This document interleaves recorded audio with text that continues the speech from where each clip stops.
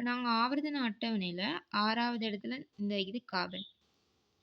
இந்த கார்பன் கொண்ட சேர்வைகள நாங்க சொல்லப் போறோம். சேதன சேர்வை. கார்பன் மூலகம் உள்ளடங்கிய சேர்வை, சேதன சேர்வை. அப்ப கார்பன் மூலகம் இல்லாத சேர்வைகளுக்கு நாங்க சொல்லப் போறோம் பேர் அசேதன சேர்வை. அசேதன சேர்வை. இப்படித்தான் நாங்க வரைவிலக்கணம் சொல்லப் போறோம். சேதன சேர்வை என்றால் என்ன? அசேதன சேர்வை என்றால் என்ன? ஆனா நீங்க பார்த்தீங்கன்னு சொன்னால் எங்களுக்கு தெரியும் CO2 வாயு, கார்பனீரொட்சைட் வாயு. இது எங்களுக்கு பழக்கப்பட்ட ஒரு வாயு, புதிய ஒரு வாயு இல்ல, கார்பனீரொட்சைட் வாயு. இந்த கார்பனீரொட்சைட் வாயு எங்களுக்கு தெரியும் ஒளித்தோப்புல பயன்படுத்தக்கூடிய ஒரு ஆள். ஸோ அந்த கார்பனீரொட்சைட் வாயுல கார்பனும் ஆக்சிஜனும் இருக்க போகுது. இது அமைஞ்சேதான், இது சேர்ந்து வந்தே தான் கார்பனீரொட்சைட் வாயு. அப்ப நீங்க சொல்லுங்க பாப்போம், கார்பனீரொட்சைட் வாயுல கார்பன் இருக்குது. ஸோ கார்பன் இருந்தால் அவருக்கு நாங்க சொல்லுவோம் கார்பன் மூலகம் இருந்து சேர்ந்து வந்த அந்த சேர்வை.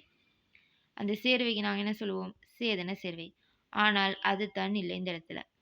கார்பன் மூலகம் அடங்கியும் சிலது நாங்க சொல்லப் போறோம் அசேதன சேர்வைகள்னு சொல்லி. அப்ப அந்த அடிப்படையில் எங்களுக்கு இந்த இடத்துல சொல்லப்பட்டிருக்குது கார்பனீரொட்சைட், சோடியம் இருகார்பனேட், sodium carbonate, calcium carbonate.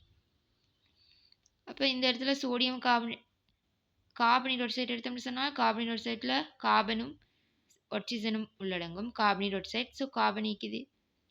Sodium இருகார்பனேட் எடுத்தோம்னு சொன்னால் அங்க சோடியம் மூலமும் கார்பனும் ஆக்சிஜனும் காணப்பட போகுது.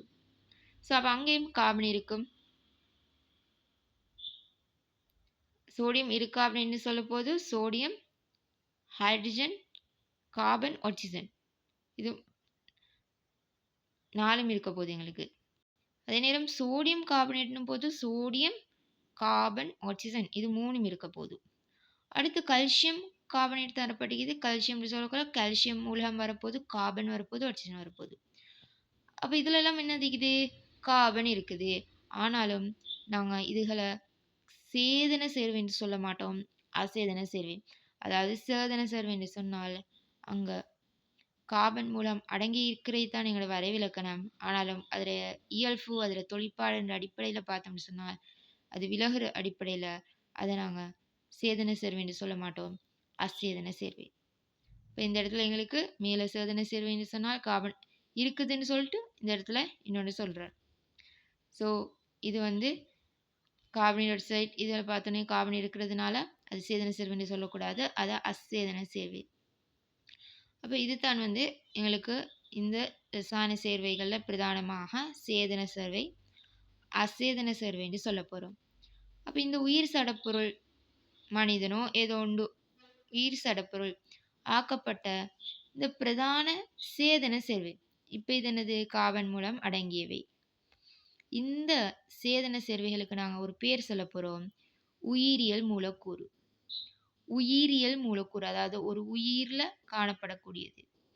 சரியா? உயிரியல் மூலக்கூறுகள் ஒரு உயிர் சடப்பொருள் ஆக்கப்பட்ட அந்த சேதன சேர்வை, அந்த கார்பன் அடங்கிய சேர்வைகளை நாங்கள் இந்த இடத்துல இன்னொரு பேர் சொல்லி அழைக்க போகிறோம்.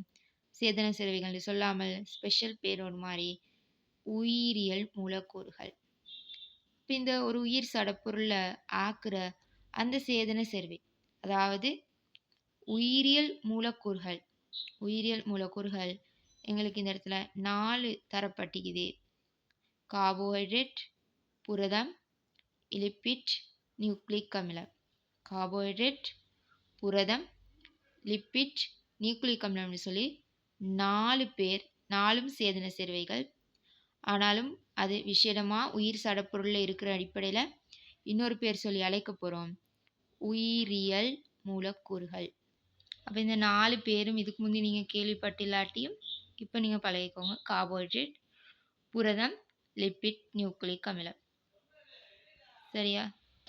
அப்போ இந்த 4லையும் எங்களுக்கு சொல்லலாம் 4மே சேதன சேர்வை என்ற அடிப்படையில், இன்னொரு பேர் உயிரியல் மூலக்கூறுகள் என்ற அடிப்படையில்.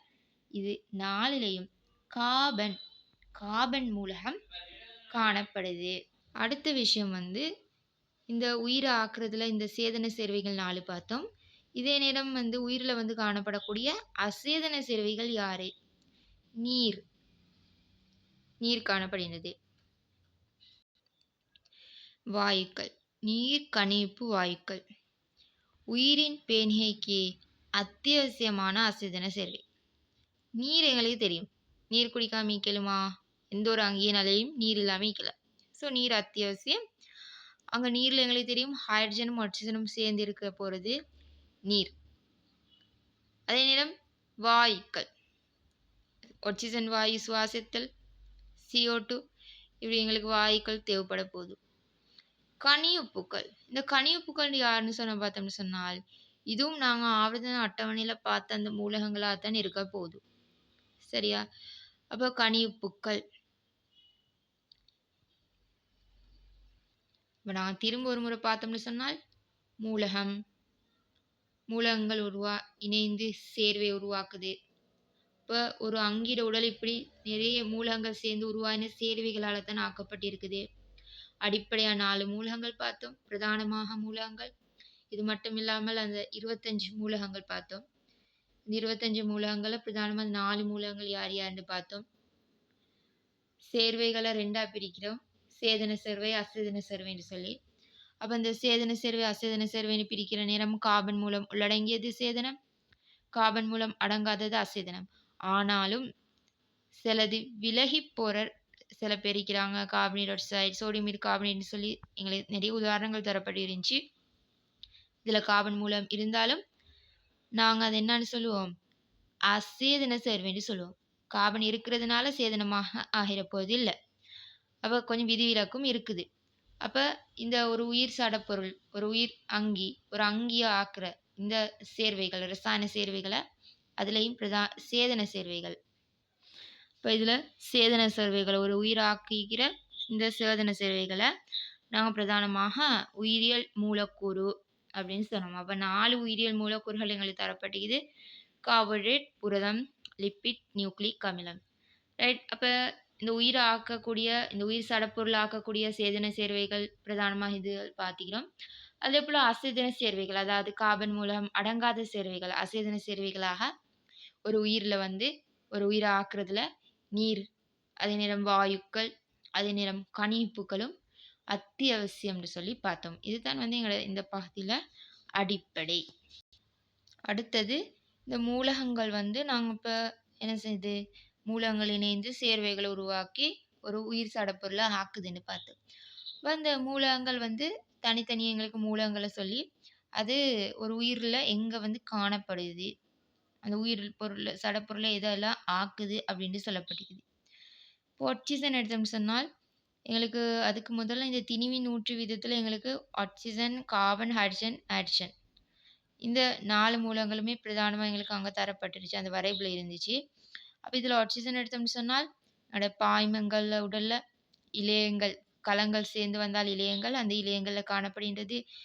எண்புகளில் காணப்படுகின்றது புரதம். புரதம்னு சொல்கிற நேரம் நாங்கள் பார்த்தோம், இப்போ பிரதானமாக உயிரியல் மூலக்கூறில் வந்தது புரதம். இப்போ அந்த புரதத்திலையும் இந்த ஆக்சிஜன் மூலம் வந்து காணப்பட போகுது. கார்பன், இந்த வந்து உடல் முழுவதுமே வந்து எங்களோட உடலில் முழுவதுமே வந்து கார்பனை இங்குதான் கார்பனால் அமைக்கப்பட்டு இருக்குது. ஹைட்ரஜன் மூலம் தரப்பட்டிருக்குது. அடுத்தது ஹைட்ரஜன் வந்து அனைத்து பாய்மங்கள், இழையங்கள், என்பு புரதத்தில் இருக்குது. நைட்ரஜன் அனைத்து பாய்மங்கள், இழையங்கள் புரதத்தில் இருக்குது. கல்சியம் மூளையில், சுவாசப்பையில், சிறுநீரகம், ஈரல், இதயம், தைராய்ட், தசை, என்பு இதுகளில் காணப்படுதாம். பாஸ்பரஸ் மூலகம் என்புல சிறுநீர் பையில் காணப்படுகின்றதாம். பொட்டாசியம் நொதியங்களில் காணப்படுகிறது. கந்தகம் புரதத்தில் காணப்படுது. இந்த புரதம்னு சொல்கிற விஷயம் வந்து எங்களுக்கு நிறைய மூலங்கள் காட்டப்படுகிறது. அப்போ நாங்கள் பிரதானமான இந்த 4 உயிரியல் மூலக்கூறுகளையும் தனித்தனியாக பார்க்கும்போது இந்த கந்தக மூலம் எங்களுக்கு வரப்போகுது. ஸோ அந்த இடத்துல பார்ப்போம். சோடியம் அனைத்து பாய்மங்கள் இழையங்களில் காணப்படுகின்றது. மெக்னீசியம் மூளை, சுவாசப்பை, சிறுநீரம், ஈரல், இதயம், தைராய்டு தசைகளில் காணப்படுகின்றது. குளோரின் வந்து தோட்கலங்கள், எங்களோட தோல், அதுதான் தோட்கலங்கள். இரும்பு ஹீமோகுளோபின்ல காணப்படுகின்றது. ஹீமோகுளோபின் நேரம் இந்த இடத்துல உங்களுக்கு தேவையில்லை. அயடின் வந்து தைராய்டு ஹார்மோனில் வந்து காணப்படுகின்றது. ஸோ இது வந்து எங்களுக்கு சொல்லப்படுகிறது மேலதிக அறிவுக்காக வேண்டித்தான். ஸோ மேலதிக அறிவா இருந்தாலும், நாங்க படிச்சுட்டு போற நேரம் எங்களுக்கு அந்தந்த இடத்துல அது எங்களுக்கு கனெக்ட் பண்ணி பார்த்துக்கொள்ளலாம். இப்ப உதாரணமா இந்த புரதத்தை எடுத்துக்கொள்ளண்டா சொன்னால், புரதத்துல அங்கால வரப்போது எங்களுக்கு இந்த மூலகங்கள், புரதத்த ஆக்குற மூலகங்கள். ஏன் புரதம் ஒரு சேர்வை, ஒரு சோதனை சேர்வை. அதுக்கு விஷயமா உயிரியல் மூலக்கூறுன்ட்டு சொல்றோம். அப்ப அந்த சேர்வை ஆக்குற மூலகம். மூலகங்கள் இணைந்து சேர்வை. அப்ப அங்க பார்த்துக்கொள்வோம்.